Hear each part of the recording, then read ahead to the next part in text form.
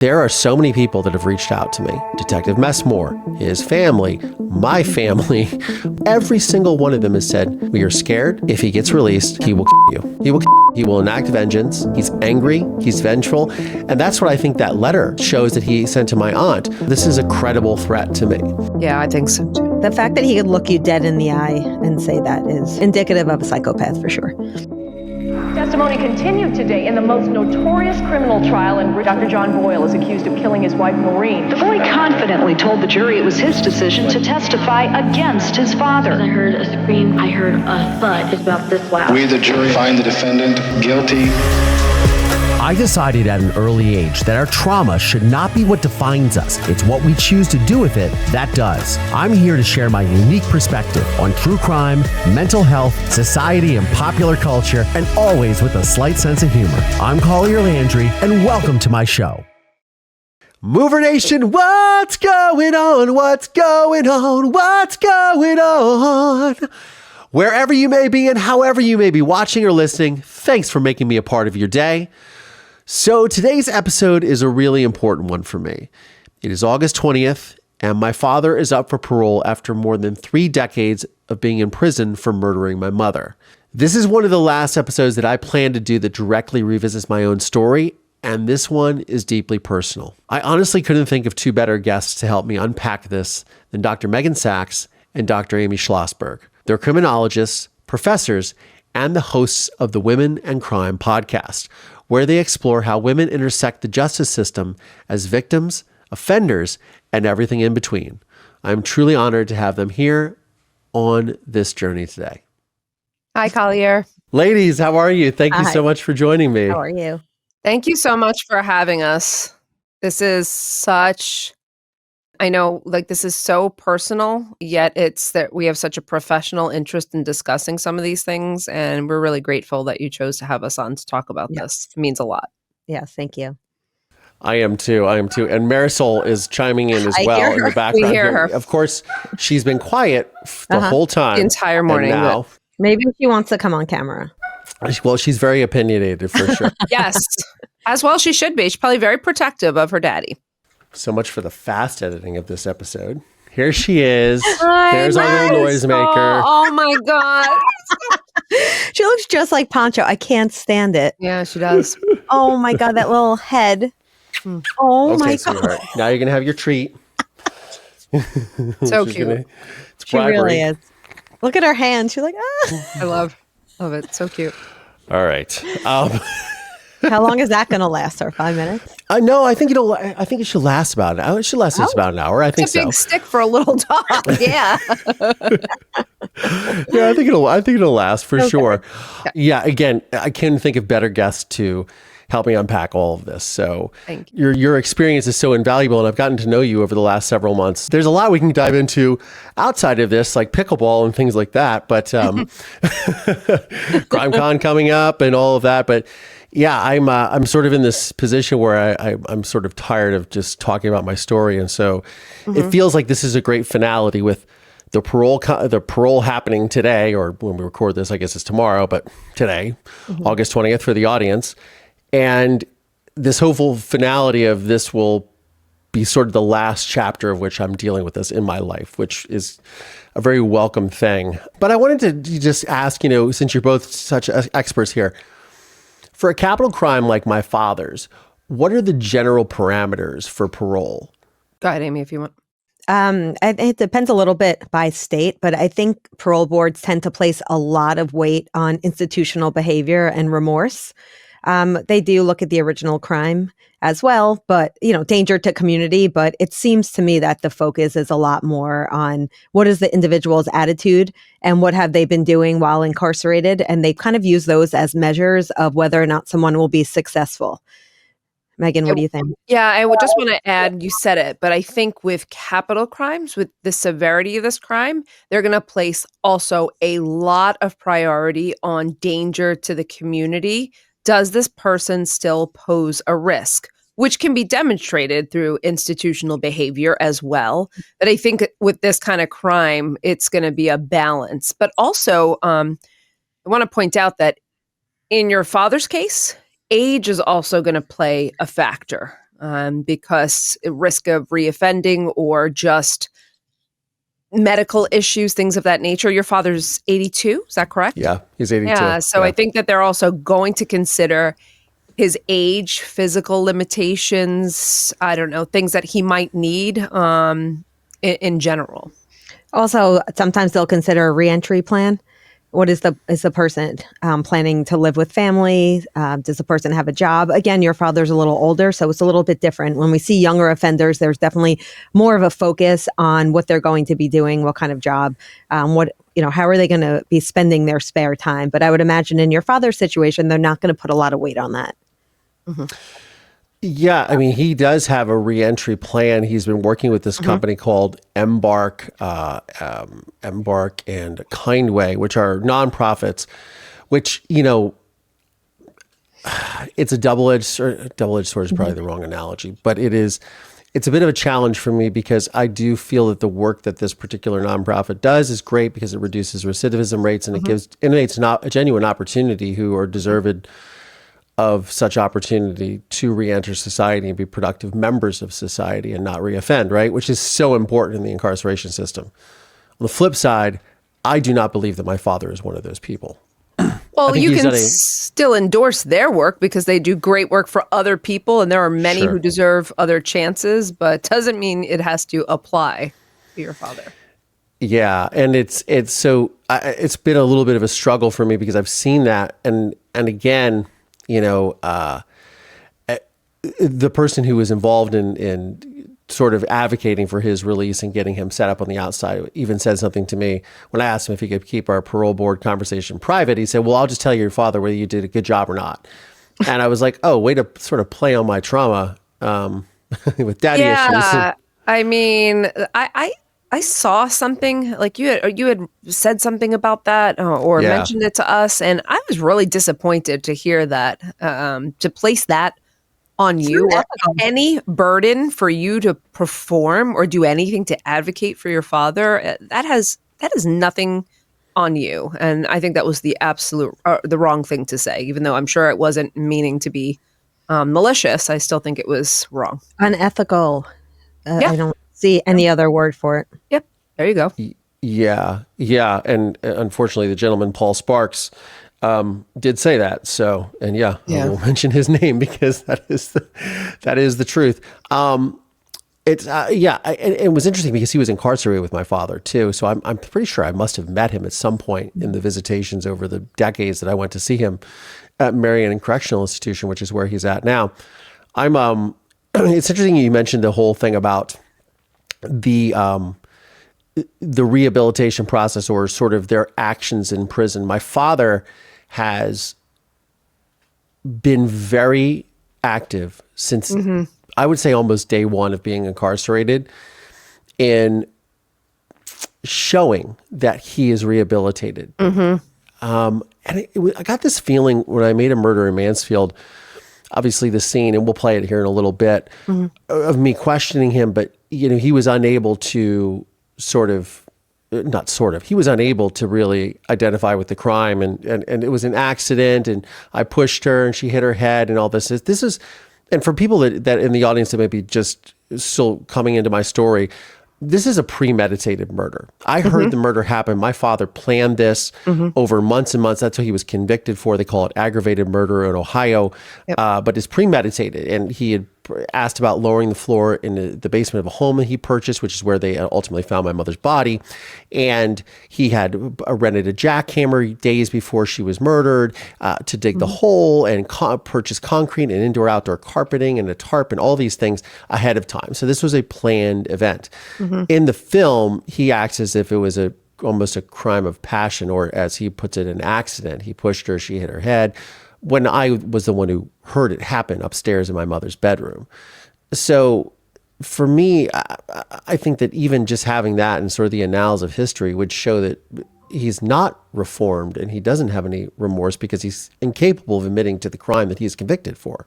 That's not going to bode well for him in the parole board. They are going to that is going to be a big no-no for him because they have the information and they are going to know it was a premeditated crime. And if your father is not willing to acknowledge that, I think that actually is going to be a very strong factor in their determination. Collier, would you be surprised though if he did show remorse, however, I'm not saying that it would be, what's that word called? I'm not saying that it would be true remorse. He might be smart enough to know that he needs to feign remorse in order to get parole. So I wouldn't be surprised if he walks in there and acts remorseful and apologetic. Part of that remorse will have to be him telling the truth. And that Meg, I think, is the crux of this. I think he's incapable of being honest. I think he's convinced himself that he did not do this in the way that it actually happened. So yeah, I think that's a valid point. Yeah. In fact, on that note, let's play a little bit of this. Probably gonna have to eliminate this for YouTube, but I do want to. This is me asking him because I'm trying to say to him, look, you're going to be up for parole. Essentially, you need to acknowledge this. Mm-hmm. Yeah. And just for you, like for you, not just for me, but for you, because your future is at stake, however long that is. Can you do that? Mm-hmm. Yes. So what happened? Well, I told you I was where I slept all the time. You knew where I slept. Yes. Downstairs on the sofa in the family room. I came home. I don't know, I'm thinking it's around 10 o'clock. You guys all went to bed afterwards. I went to sleep sometime. And Mommy came down there and woke me up and started hollering about different things. She was talking about Mansfield. She was talking about money. She was talking about Sherry. She was talking about basically everything under the sun. Sherry was my father's girlfriend that he ended up having a child with. 12 days. She was born 12 days before my father was arrested. And it's very creepy to me when he refers to her as mommy. I was just going to say that. That was my number one comment. Very creepy. It's very And creepy. it almost sounds like he's putting blame on her. Like she was annoying him. She was nagging. It sounds like. Right. That's sort of my inclination too. I mean, again, and we also interviewed him this year for the podcast that I did with Sony a couple of months ago called Finding Mom's Killer, out on the binge through Sony Music. Shameless plug. But he does talk about how it even gets more nondescript on how she tried to seduce him, came down in just her panties. Very, very, it's very, very disturbing. My intentions were not to kill her or do anything else to her. But then she picked up a knife and she came at me with that knife. And so I pushed her. And she hit her head against that wooden table. See those little stutters, Floor, like table, yeah. Table, right? Yeah. I almost feel like those are tells, like if you're playing poker, right? Yeah. Mm-hmm. That's what happened. I'm telling you, that's what happened. Then what else happened? I ran upstairs to grab some underwear and my clothes and everything and put it in a bag because I was getting out of the house. And I came downstairs to see what she was doing, and she was there on the floor. She hadn't moved after I pushed her. Tried CPR on her. Didn't work. She was lifeless. She was dead. I panicked. I didn't know what to do. How did she get a plastic bag over her head? I put the plastic bag over her head. I put it over her head because I was just afraid to look at her, scared to look at her. Not to suffocate her? Not to suffocate her, no, not at all. I don't believe you. That always, when we played this in the theaters, by the way, that was the section when everybody cheered in the audience. I said, I don't believe you. Yeah. Yeah. How does he further explain, I'm just curious, the buying tarps and the jackhammer? Does he say he was planning a home renovation? That's what he was always said. He actually, in the trial, I believe, sometimes he would say that he was planning some home renovation. There was pipes underneath the house. But then during the trial, he apparently had said that he was using he was going to use the jackhammer to break up ice on the sidewalk outside our house so my mother and I wouldn't slip. Oh, so he's a hero now. Okay. Wow. don't know anyone that uses a jackhammer to break up ice, and it's Ohio. We're not in Antarctica. Wow. It's just. I mean, I've never heard that before either. I can't tell you too how many cases, Amy. I don't know how many you've heard of where a man has murdered his wife or a partner, and it comes down to, well, she attacked me, so I pushed her and she fell and she hit her head. This is such a common narrative with such an uncommon crime. And I'm sorry, but the plastic bag explanation, I'm so sorry, Collier. This is just like, it's the fact that he could look you dead in the eye and say that it's indicative of a psychopath for sure. Yeah. And see, this is the thing that I hope that the board recognizes. Mm-hmm. And I want to be really clear here with the audience, and obviously you guys know this, but this is not an easy conversation for me to have. Mm-hmm. And as I said in my parole statement, and as I said in my meeting with the board or with one of the board members, I wouldn't wish this on anyone, this burden on anyone it's for the last 30 years, this weight of mercy versus morality has haunted me. And I've always known this day was going to come. And look, he's been up for parole 2 other times. Mm-hmm. Once was in 2010 and the other one was in 2020. And, interestingly enough, I had nothing to do with I didn't say anything to the parole board in 2020 because it was the COVID. And it was like, I had other things going on. So a lot more serious things that, going on. And I remember at the time just thinking, whatever happens. I mean, look, I put him in a movie. He makes up this bullshit story. And if they don't see that, I don't know what else I can do. But this time it feels different because of his age, because of the advocacy behind him. And it's like, okay. And that's why I had to really get in front of him. And I'll show the picture here in a second when I went to visit him, which was a month ago in July 17th. Right. Because I had to put eyes on him because this is the last time I had seen him is when I had cameras in the prison. Collier, can I ask you a quick question? Sure. When they denied him last time, what was the reasons I was just curious. I don't know why they denied him parole the last time. However, I was going to ask that. Okay. Yeah. However, 2 things.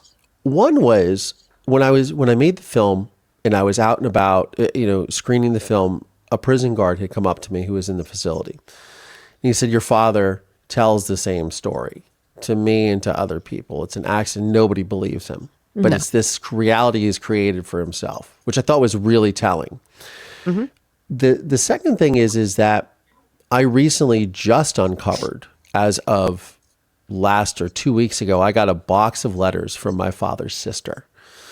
Are all the letters that I'm sure she could find that my father sent her over the years. And we were trying to find some letters during a murder in Mansfield too, but it didn't happen. And she's very traumatized by my father and dealing with all of this and then her own issues with him. And she showed me this letter that I have that's dated 2021, where I had sent him an email because that's how we communicate nowadays, obviously, and then on the prison system as well. Mm-hmm. And I said, "Happy birthday, Pop." And this was a year after his parole.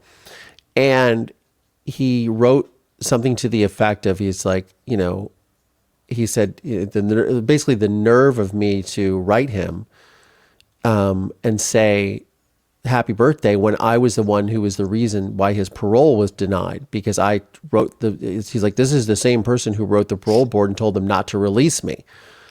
The thing is I never did that. I had no communication with them whatsoever because, again, it was COVID. Did he just assume that, or did somebody tell him that? I don't know. Mm-hmm. I have no idea. I think he either made it up or whatever. Again, the thing that I think that is the most difficult for me to reconcile with all of this, I mean, there's a lot of things that are difficult to reconcile here, but is that he always has to have somebody else to blame. It couldn't be because, I didn't admit fault to the parole board. I didn't tell them that I killed my wife and this is why I murdered her and buried her in the basement. It had to be the story of this accident or whatever. And there's no accountability that these people take. And I guess that, to me, my question is, how does that even play into all of this? Because they would have to take into account that there is accountability. I would imagine. You can't have remorse without accountability. If I do something wrong, I'm going to be like, I'm sorry, I was at fault and I did that. It was interesting when we were making the film. I made it with Barbara Koppel. She won 2 Oscars. for documentaries, and my still very close friend to this day, John Morrissey, who made American History X, which is one of the top 5 films in American history, in my opinion, at least of the last. I could not agree with that more. Yeah, amazing, and still very valid talking points and topics to this day and age we currently live in. Yep. And he talked to my father for a good 45 minutes before the interview that they did in prison with him and before I came in.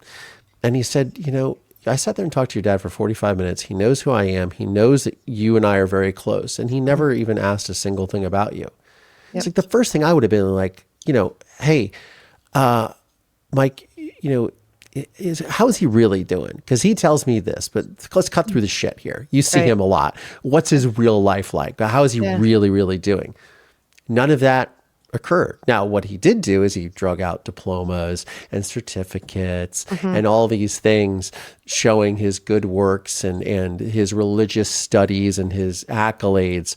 I even got a picture of him with my sister as an adult, and in the same box with these letters, because he had sent it to my aunt, and it's of him standing there with my sister or half sister, and he's holding something, and it's a diploma, and I thought, oh, it must be her, like something about her. Yeah. No, it was some diploma he got in the prison. It's always about him, and it's really hard to comprehend when you're a quote regular person is this behavior, right? Yeah, and that's what terrifies me too, is that they see all these good works, right? And they go, oh yeah, well he's helped so many inmates, which he has. I've seen his impact. Yeah. So then he should stay there to continue helping them. Collier, one of the things that I think Amy and I didn't say either is factors that weigh on the parole board. And you had shared this with us privately, but I think your statement, your victim impact statement to the board, because you did make one this time, or you shared that, I think that's going to have a very strong effect, especially because of how you detail the impacts of your father's crime on your life and on the lives of so many other people. I do also think that is going to weigh. I think the parole board will consider that as well. I also think not only that, Collier, pointing out why you think he would be a continued danger. Yeah. I think that was a way to really speak to them and the issues that they're focused on. I'm not saying they don't care about the impact it has had on you and those around you, but I think that that's the part that they're really going to take in. The thing that, when you talk about the continued danger, and thank you for saying that, by the way, something that I just don't think about because I just don't think about it. I just don't think about myself, like ever. And there are so many people that have reached out to me, fans of the show, but also Detective Messmore, his family, my family, my immediate family, my blood family, my adopted family, my personal friends. Every single one of them has said, we are scared. If he gets released, he will kill you. He will kill you. He will enact vengeance. He's angry. He's vengeful. And that's what I think that letter shows that he sent to my aunt, blaming me for him not getting paroled. And what he finished it with is he said, is he feeling guilty? Meaning myself. Yes. Is he feeling guilty? Could this be some guilt on his, like that I should feel guilty for him being incarcerated? It's absolutely absurd.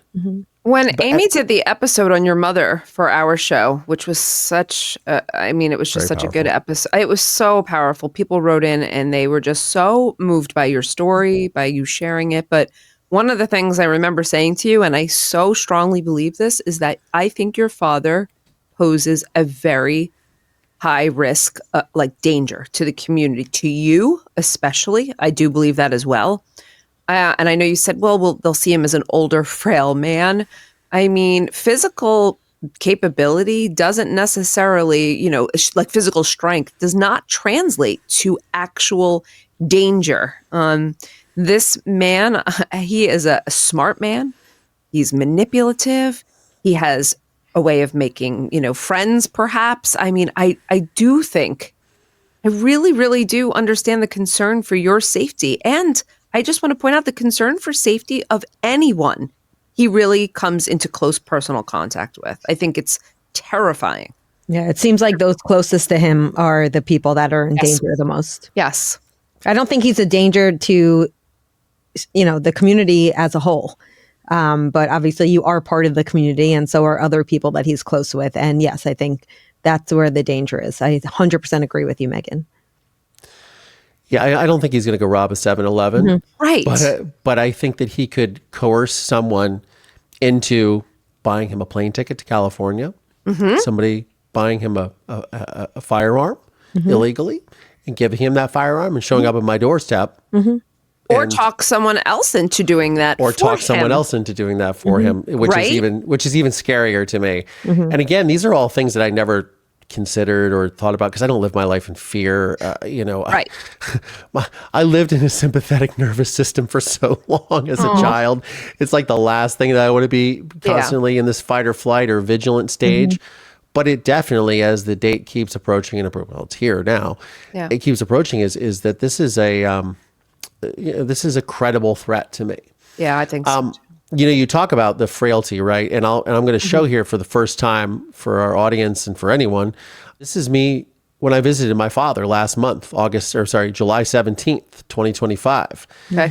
And when was the documentary? I just want to compare. Documentary came out in 2018. 2018. Okay. 2019. Yeah. So during the pandemic. But he, he comes out, and I knew he had a sciatica issue, but he was just kind of standing there holding himself next to the water fountain, and he was just walking very gingerly. Now, again, it was because he had injured his sciatica. It's not because he's frail, because his knees are giving, which, by the way, part of my wanting to put my eyes on him too is he's my genetic petri dish. Like he's the only thing that I have right now to look at, like, what is old age going to look like for me? Yeah. And after speaking to him, because again, this year I started communicating with him again because of the podcast, Finding Mom's Killer. Then my uncle died, his brother, who went to his grave believing that my father was completely innocent. And he told me verbatim during the pandemic that I had put my father in prison. That is awful.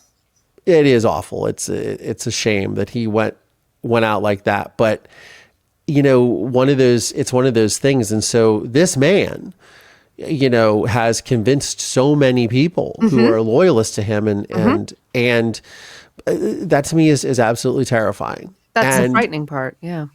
Terrifying for their safety, for my safety. He could coerce them into doing something for him, but also, his frailty, again, he's walking gingerly, and then we sit down at the table, and then it's business as usual. He's animated, he's moving, he's got light in his eyes. And I just sat there and I looked at him and I said, for the first time in my life, like really just sat there and said, oh yeah, you're still dangerous. Right. That was a really profound moment for me because that was just... So you felt like he was putting on a show a bit to try to... And that's what he'll do when he walks into that. I don't know about the show with the sciatica. I think it legitimately was hurting him, but you can see when he sits down how it changed when you're not standing up and, my back and whatever. It's He's not some overall frail person. He still has the fundamentals there. Yeah. He's still very sharp, mendacious, Collier, I'm looking at this photo and I have a question, and obviously it's a personal one, but do you have any type of physical reaction to your father, like putting his arm around you or anything, or emotional? Or was that, was that like a weird moment, or is that okay? I'm just curious.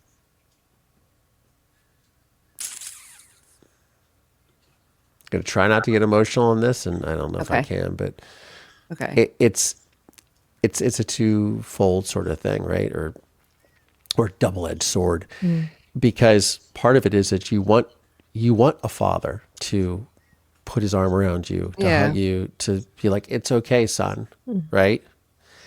And then the other part of you is like, don't touch me, you fucking creep. It's like it's such a weird mind fuck. It's such a weird, cognitive dissonance or dichotomy for you to sort of wrap your mind around, because you're like, part of it is this person who has caused so much damage to my life and to the life of those around me, but like he's still my dad, you still want your father to put an arm around you. I get it. And I'll tell you, during that visit, it was so weird because I was there for 5.5 hours, right? I have not seen this man since we filmed that scene December 22nd or 23rd, 2016. So that's almost a decade ago. Yeah. Right? 9 years ago, we filmed that, right? I am covered in tattoos now on my arms. He didn't ever look down and go, oh, what are those? Or, oh, what does that one mean? Or what? Now, all of them have to do with my story. So I can talk to them about, like, there's my mother's monogram. There's the sugar skull representing her crossing over the other side. There's the dragon. There's all these things that are representative of what has happened to me. Quote, the truth will set you free, but not until it is finished with you. When I'm pleading to him in the movie, like, little David Foster Wallace. But nothing. And I thought to myself, after I left, I thought I could have just been anybody. I was just like a vessel in that room. He talked about himself a lot. He talked about prison politics. And I mentioned this in my statement to the parole board. Yeah. He talked about prison politics and all of those things and how everything is impacting him and the good work he is doing.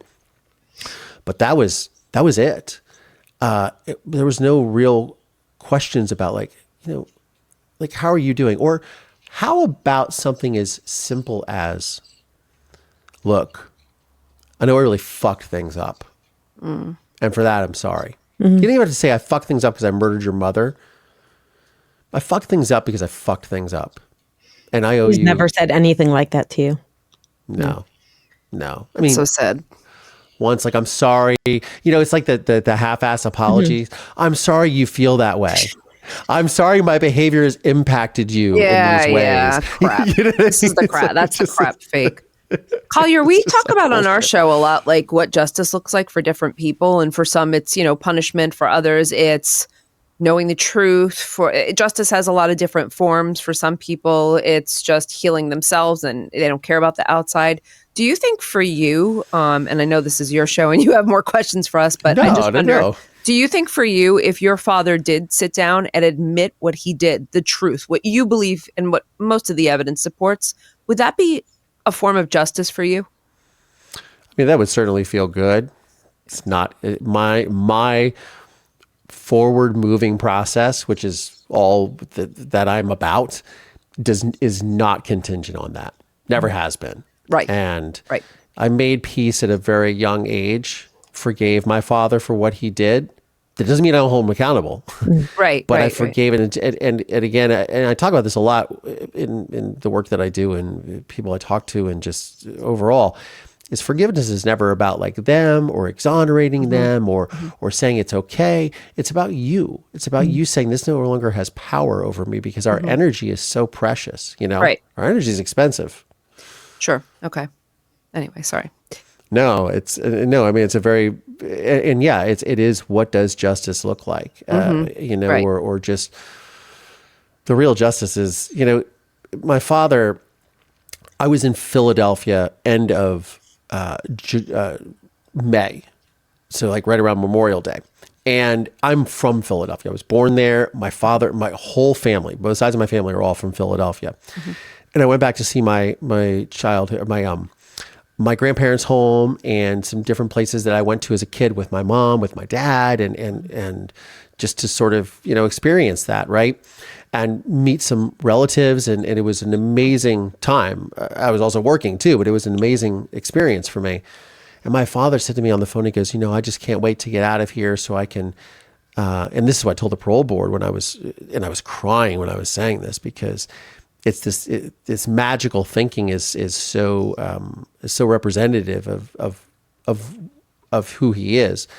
He's like, I always just dreamed about like taking you back to Philadelphia when I'm out of here and showing you where I met your mother and where we used to hang out and what I used to do as a kid. And it's just it's so disconnected from the reality of all of this.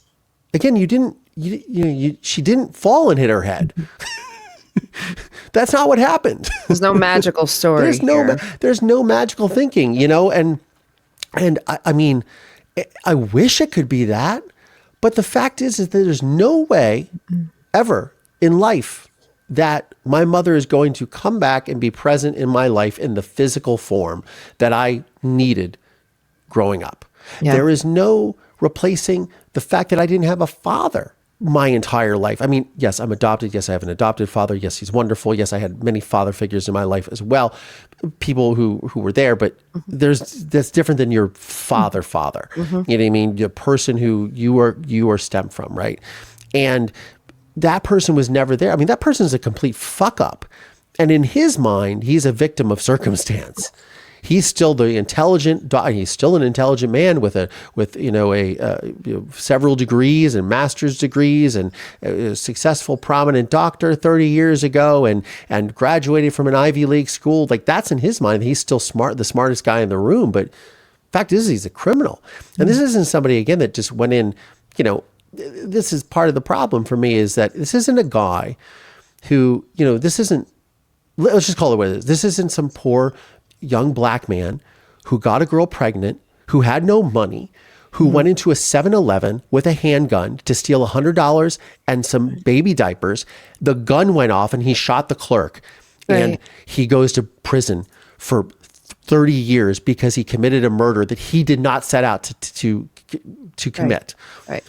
And that man saying, I wish I could change things and take you back, son, to change how life was because I fucked it all up. That is valid. People have those stories. Those stories are, those cautionary tales litter our society. And those people also, a lot of times, don't even get the opportunity to face a parole board and to show that they really are reformed and that they didn't mean to commit these crimes and that they understand the true impact of those crimes. Amy and I know some of those people. We know some stories like that, And it almost sickens me to think that this man has this many opportunities to do this, and a real chance in being released. And other people don't get that are much more deservedly so. I've met them too in prison when they come up to me and been like, "Oh, your father's been such an influence in my life," and that's a great thing because. Yeah. His narcissism, his wanting to do this thing, to seek this praise and to get these accolades in prison has made him a vessel to help these young men that are incarcerated with him that have done things like this, that have been a victim of their circumstances, a cycle of poverty. Maybe they come from broken homes. This is something that really set me off is 4th of July weekend. And so I met with the parole board on the side with the Kindway representative Paul Sparks and this Glenn Holmes, who's and of course I Googled him afterwards and I found he's accomplished in the FBI and things like that. He's been on the parole board in Ohio since 2019. But I was explaining to him, I said, this is on July the 9th. I had found out that Paul Sparks had told my father on this 4th of July phone call that he had told him when the family conference was. Which I was like, why would he tell him that? Like, that's not cool. Like, I didn't tell my father that because I was going to visit my father the following week. I wanted to look him in the eye and I wanted to tell him my goal in seeing my father was not only to lay eyes on him to see if there was any remorse or to see how he is physically and to see if he's still a threat and dangerous, but also to sit with him and say, hey man, I don't think you're fit for release. This is why. I didn't even get the opportunity because he didn't even bring up what I said. He didn't even bring up anything about the meeting at all. He didn't ask me, and he called me like 3 days nonstop, and I wouldn't answer the phone after the meeting and sent me an email and said, oh, how did they represent me and all this. Didn't even ask about me. Of course not. Of course not, right? And, when I found out that Paul had said this, I called the parole board and said, I need this to be confidential, what I say. And they said, well, you got to talk to him too, because we keep it confidential what you say. Right. But, my father in this July 4th phone call, he goes into this, he works in this division, which is basically, they call it SGU, which is solitary, they seg or whatever. Yeah. But he's like a counselor there for guys that are in seg. And so there's a lot of drug use and all these things. And he uses obviously the Bible and things to minister to them and all these good things that he does, right? And there's nothing against an organized religion, but when it is used for selfish or even nefarious purposes, I have issues with it. But in my father's case, but not anyone else. But he's talking about that with me, and he goes, he says, I'm thinking about having them read Viktor Frankl's book. And he's like, I think I'm going to get some copies of that because these guys, and for the audience who doesn't know, Viktor Frankl, I believe he was a psychotherapist, but he was a 3-time Holocaust survivor. He was in Auschwitz and 2 other camps. Whole family murdered in front of him, pulled out of the line. As horrific as it gets for people, you know what I mean? And I remember I discovered this book, Man's Search for Meaning, because I was talking to somebody about my story. It was a club promoter in LA, and she's sort of famous in that world. And she was just sitting in my apartment. She was listening to my story, and she goes, have you ever read Man's Search for Meaning by Viktor Frankl? And I was like, I have no idea what that is. And she goes, well, the reason I'm asking is because you sound exactly like him when you're explaining your view on life and how trauma affects people and how you need to move on and how you need to do. She's like, you sound just like him. It's eerie to me, but you should check that out. So my father starts talking about Viktor Frankl and how these young men that are incarcerated, you know, they grew up in broken homes. They didn't have role models. There was, you know, they got into drug abuse or substance uses or alcohol and crime and ways of acting out that landed them in prison and in and out of the system and foster care and things like that. And I just thought to myself, like, who the fuck do you think you're talking to? He doesn't see it. He doesn't see you as being, he doesn't see the harm. The fact that you were from a broken home, you were in foster care, he really doesn't see it. And I said to him, and he doesn't. And I was talking about the visit, and he started talking about, oh yeah, contact my person who's in charge of my special visits. And I was like, I want to talk about that. I was like, you can email me that. Yeah. I said, I need you to understand something, man. You're sitting here talking about Viktor Frankl's Man's Search for Meaning. Yeah. Do you have any clue the fortitude or the tenacity of which I've had to live my life with to survive what you've put me through? Do you have any understanding of what that looks like? And as I'm saying that to him, he goes, well, I was going to say, and then the phone clicks off.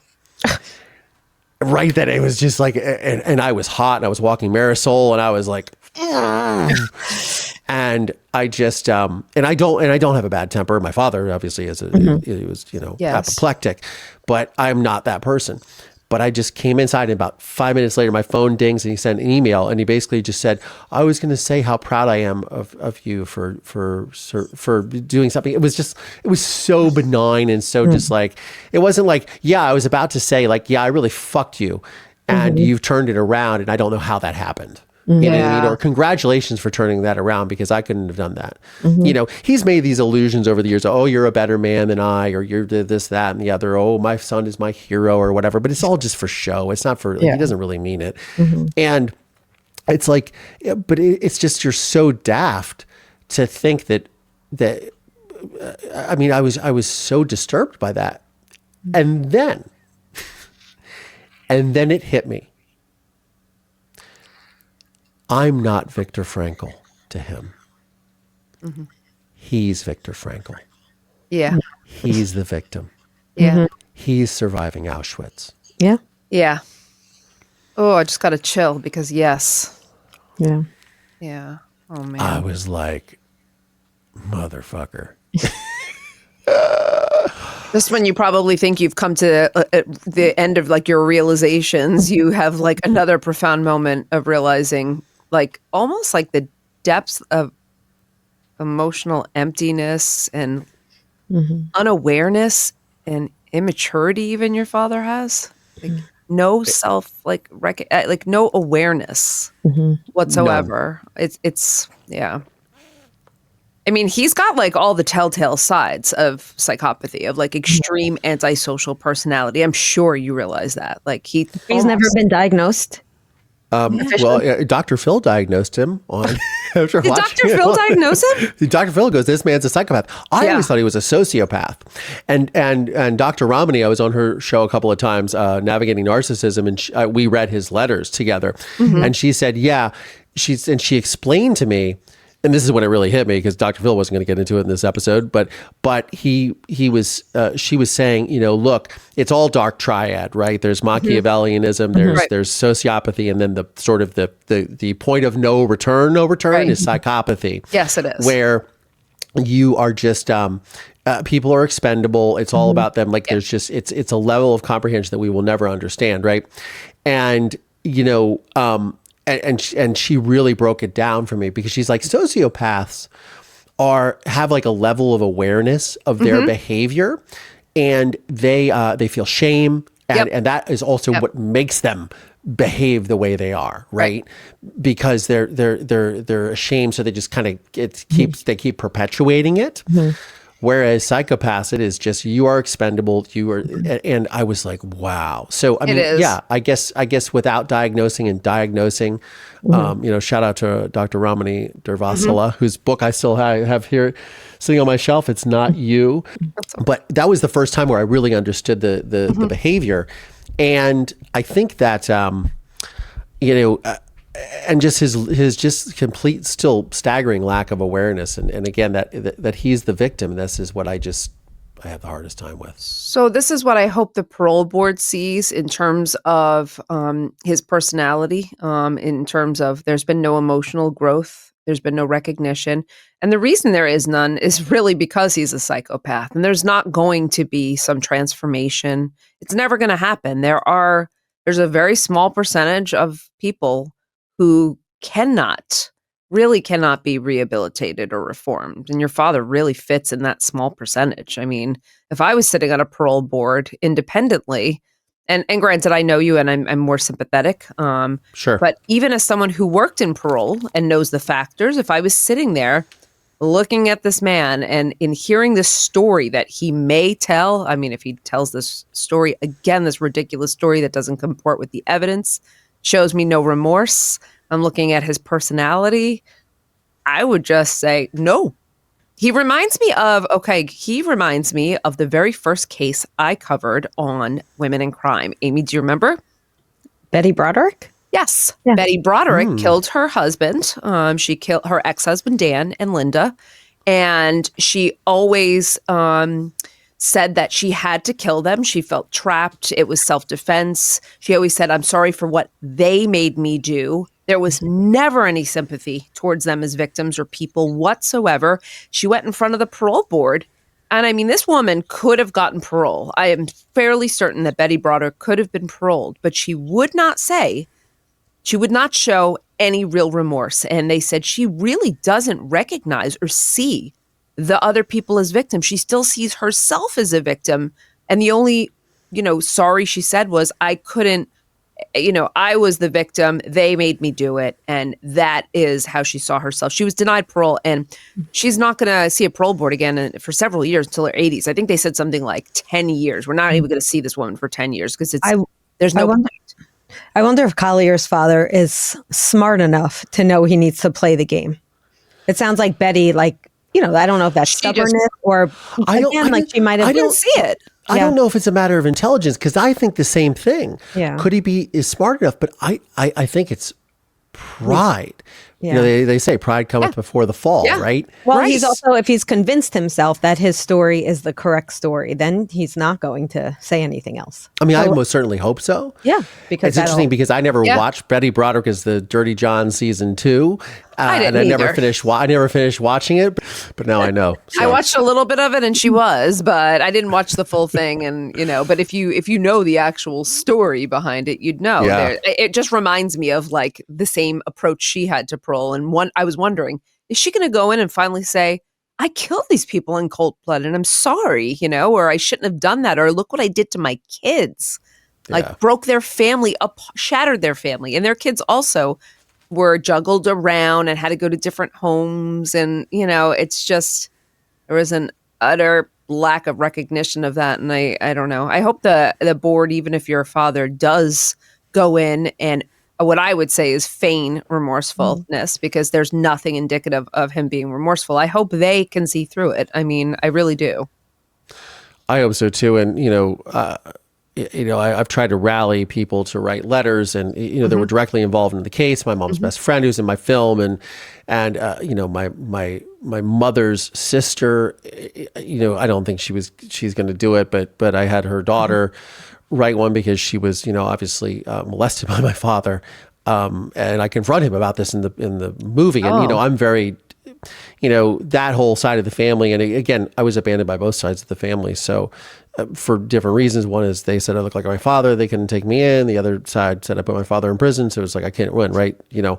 And, I'm still trying to repair these relationships. In fact, I hadn't spoken to her in 28 years and started speaking to her in May of this year. And it was amazing. And I was going to go see her during my visit to Ohio, and I had rented a car and made plans to go visit them. And then at the last possible second, they canceled because they were worried about her, and she was worried that seeing me and the impact. And everybody, of course, says to me, "Oh, well, it's Jack, it's not you." And it's like, well, how many times is this motherfucker going to be allowed to win? Because he wins when we don't have a relationship. The person who you are so terrified of having power, you are giving all the power to. All the power to, right? That is exactly how it is. You live your life in fear, or you're fearful of this. And by the way, he could get out if you don't speak up. So let's maybe do that. Yeah. You know what I mean? And I sent my statement. I even sent it to the Kindway people. I was like, here you go. This is my statement. This is how I feel, because they were present in the room. If they tell my father, that's fine. I mean, I'm sure I will find a way to expose them for that. Oh yeah, here on a podcast, right? But what a surprise! But revealing information is not cool. But at the same time, it needs to be out there, because this is the truth of who this man is and the impact of his crimes. And he's just, in my opinion, not fit for release. I hope they listen to me. It's the first time I felt very impassioned, because 15 years ago when he was up for parole, I said, sure, he's fit for release, knowing that he was never going to get released. And I wanted to sort of try to repair a relationship with my father. So doing that good work for him would have helped that. But, he wasn't, there was no chance of that. But this time around there is. And one of the things I mentioned in my statement too is how the judge in my father's trial, who just passed away this year, Judge James Henson, rest easy, Jim. He was an amazing man. And he said to me, one of the reasons why he gave my father, because it was a capital crime and it would have been life, is because he had children. And he wanted to give him that option, but he didn't necessarily think that he was fit for release. But because he had kids, he erred on the side of sentencing him that way. So he really shouldn't even have these opportunities. But this is definitely, I feel very strongly that he's not a benefit to society, and that he's definitely a benefit inside, helping other inmates. But seems he does have value inside. I really, you can never predict what a parole board's going to do, but I don't see your father getting released. I would be very surprised. Yeah, I would be surprised as well. Collier, what time is the hearing? I have no idea. So you're not going to be there for it? No, because this is the initial. So what I was explained to me, and I was freaking out about it, but what was explained to me last week by Victim Services is, and they're very aware of this nonprofit too, and I could hear the woman's eye roll over the phone when I mentioned them. Right. But she explained, like, look, this is the institutional level parole. And then they send their recommendation to the board. To the parole board, right. And then the board makes a decision, a final decision. But she said, if they find that he should be released, you get to step in, contest that, and say, I demand a full parole board review. And the whole process starts again with the full parole board. I can show up. I can give my statement right there, show the impact, the whole thing. So that, I guess, is a safety net here. Yeah, the process has levels of protection, and it does. So yeah, that is a safety net. But I just don't see it going that far, and I hope for your sake it doesn't. Yeah, I hope so too. My father has, and we mentioned this a little bit, the religion sort of thing. Is this something you find that a lot of these inmates do when they're trying to get released? Yes, but it's legitimate for some of them. It's it is, right, Amy? Sorry. I was going to say the same exact thing. The problem is that it is legitimate for the majority of people, I would say, at least in my anecdotal experience. Unfortunately, in this case, I think your father is using it, he's weaponizing it in a way. Yeah, it's almost like and I bring that up because, obviously women in crime and Lori Vallow, and everything that she did was based on this. Could you say it was a religion? I think it's complete delusion because I think it goes beyond the her scope version of my of understanding of religion. But yeah, I think that they find this justification in what they've done, or this reconciliation that is just maybe it's just how they sleep at night. But I don't think they it was interesting. I was saying to a friend of mine who I've interviewed on the show before, Zet. She was on Soft White Underbelly, and shout out to Mark Taida, and he recently lost his girlfriend due to some serious depression issues and things, and she unfortunately took her own life. So our prayers are with him and his family, and it's been a minute, but he's a good guy. But she was on his show, and her father's also a psychopath. And I said, the interesting thing is when I'm sitting there talking to my father, is he looks so good. He looks like his skin looks really good. Ugh. He's 82 years old. His hands looked really good. And she said, yeah, think about if you had no one else to think about in your life but yourself. Mm-hmm. You have no stress. You have no worry. She's like, I think the last time I saw my father, he looked 20 years younger than the 20 years prior that I saw him. He looked better. And I was like, oh my God, that's wild. Well, you just also pointed out too, like, how does Lori Vallow, or how do they sleep at night? Your father sleeps at night. Yeah. That will, if he's sleeping at night, his priority is him. So, and I think that's something that is just, I think that's the hardest thing to wrap your head around. Yeah. I left that room, and we were the last ones in the prison visitation room, and he was just. He was just sitting there waiting to get searched on the way out, and he, it was like sort of like a nice moment. I guess I was just kind of watching him and observing, and I left, and I just kind of turned around. I saw him through the glass and the bars, and he was just sitting there talking. But I had this thing of saying to myself, "Take this in, because this is the last time you're going to see this man. Last time you're going to put eyes on him." And I walked out. There's there's the prison, and then there's the guard gate where you check in, right? There's a walkway between that. Yeah. And I got out of the prison, and between the walkway, and I just sort of broke down because the emotional heaviness of that, because he's still my father, right? Mm-hmm. So just that emotional weight of just the fact that is most likely the last time I'm going to see him. Yeah. Yeah. It's heavy. And I was so flustered and frustrated.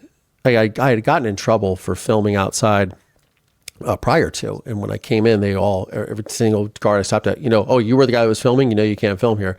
No, you can't film here. I was like, yeah, no, I know. I was like, I brought cameras in here before. Thinking myself. Yeah. And it was weird because going to the prison, I had made that film, and the Department of Corrections was not very pleased with me when all that played out, because they thought it was going to end up much different than the scene plays out in the film A Murder in Mansfield. Mm-hmm. Gotcha. But I was so galvanized by this and just so emotional that I was like, you know what? Fuck it. I'm going to fly my drone over the prison. Yeah. I am not here as a filmmaker. As a filmmaker, I've pushed my limits far beyond what you should do safely. Yeah. And I remember reading this guy's blog one time. He was filming in Cuba with this little drone, and he got arrested. He got detained in Cuba, which is scary. Mm-hmm. Yeah. They released him and whatever. He was a photographer. But as I'm landing the drone, unmarked cars fly in from all sides, and I get detained and cornered.